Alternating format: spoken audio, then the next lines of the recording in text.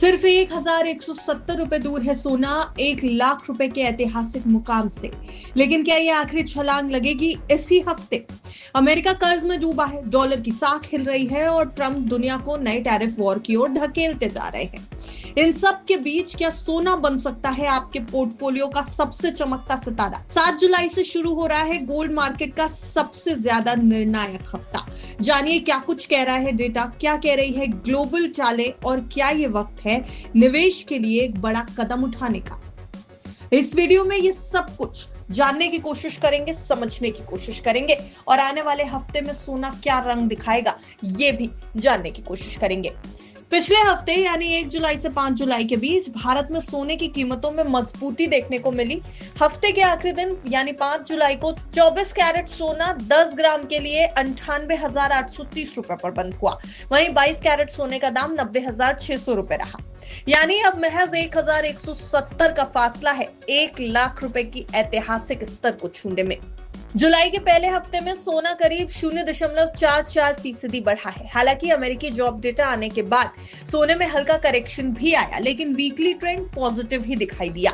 MCX पर सोने की चाल की बात करें तो अगस्त 2025 की एक्सपायरी वाला गोल्ड वायदा 96,988 रुपए पर बंद हुआ, जो कि 2 रुपए की गिरावट दिखा रहा है। दिन के दौरान ये 96,735 रुपए तक नीचे भी गया था।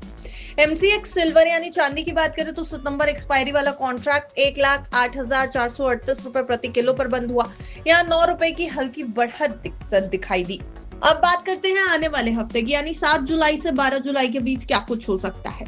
इस दौरान सोने की कीमतों में तेजी की संभावना ज्यादा नजर आ रही है।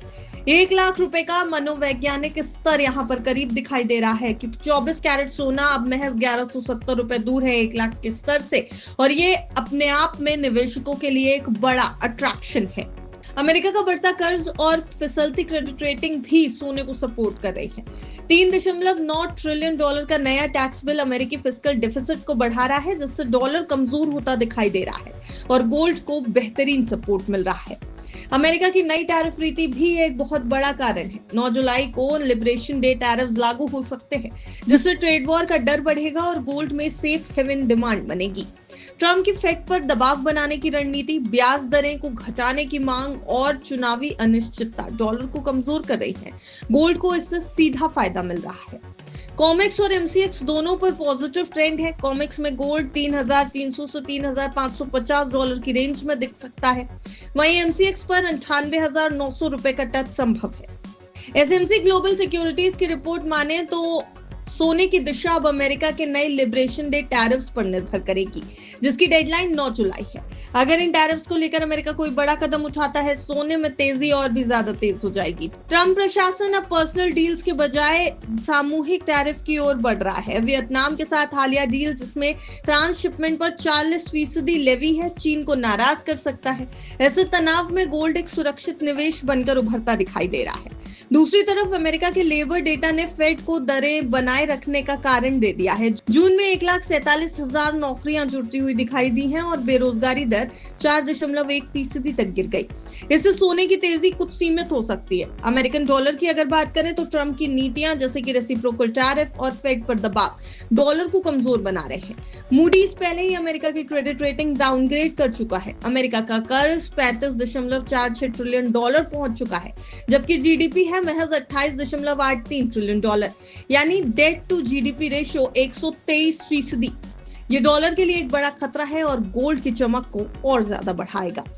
आने वाला हफ्ता सोने के लिए बेहद दिलचस्प रहने वाला है। एक तरफ अमेरिका का बढ़ता कर्ज और डॉलर पर संकट, दूसरी तरफ ट्रेड टेंशन और जियोपॉलिटिकल अनिश्चितता। ये सभी फैक्टर गोल्ड को 1 लाख रुपए की ओर ढकेल सकते हैं, लेकिन हाल ही के समय में हमने गोल्ड में तेजी से करेक्शन आता हुआ भी देखा है। कीमतें तेजी से नीचे भी गिरती हुई दिखाई दी है। तो क्या ये ट्रेंड जारी रहेगा या फिर गोल्ड तेजी के साथ ऊपर जाता दिखाई देगा? और अगर ऐसा होता है तो क्या आप तेजी का फायदा उठाएंगे या इंतजार करेंगे एक बार फिर से दामों के कंट्रोल में आने का? अपनी राय हमें कमेंट सेक्शन में जरूर बताएं। लेकिन जाते जाते एक जरूरी जानकारी, ये पूरी रिपोर्ट हमने डेटा के आधार पर और रिपोर्ट्स के आधार पर आपके सामने से महज एक जानकारी के तौर पर रखी है।